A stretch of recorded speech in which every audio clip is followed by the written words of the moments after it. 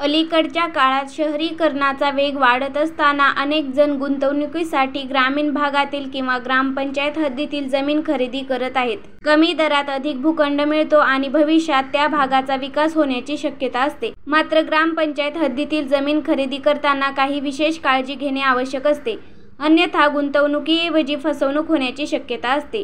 तर ग्रामपंचायत हद्दीतील जमीन खरेदी करताना काय काळजी घ्यावी? तर जमिनीचा प्रकार तपासा.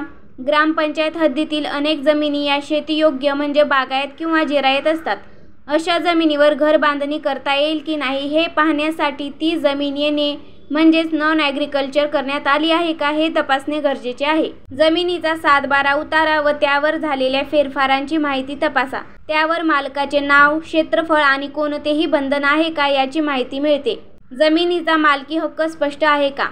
तर जमीन विकणारा व्यक्ती खरा मालक आहे का? त्याचा वारसा हक्क आहे का हे महत्त्वाचे आहे. कुणी तिसऱ्या पक्षावरून किंवा वकिलामार्फत जमीन विकत असेल तर त्याचे अधिकृत अधिकार आहेत का हे तपासणे गरजेचे आहे. गाव नमुना 8A व फेरा फॉर्म तपासावा.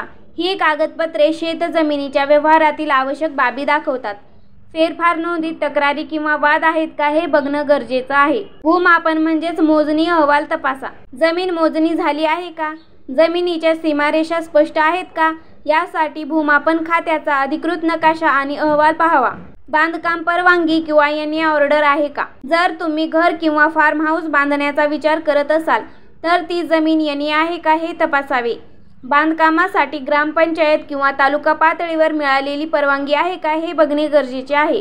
काही प्रकरणांमध्ये ग्रामपंचायतीची ना हरकत प्रमाणपत्र म्हणजेच NOC घेणे आवश्यक असते, विशेषतः पाणी, रस्ता, वीज जोडणीसाठी.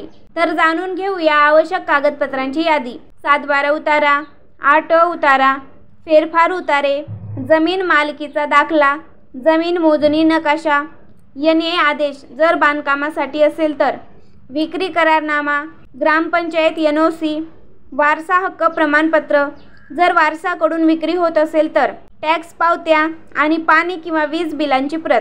दरम्यान ग्रामपंचायत हद्दीतील जमीन खरेदी करताना केवळ भाव किंवा क्षेत्रफळ पाहून निर्णय घेऊ नये. सर्व कायदेशीर कागदपत्राची पडताळणी करून स्थानिक प्रशासनाची परवानगी घेऊनच जमीन खरेदी करावी. तर दिलेली माहिती आवडली असल्यास चॅनलला नक्कीच सबस्क्राईब करा. धन्यवाद.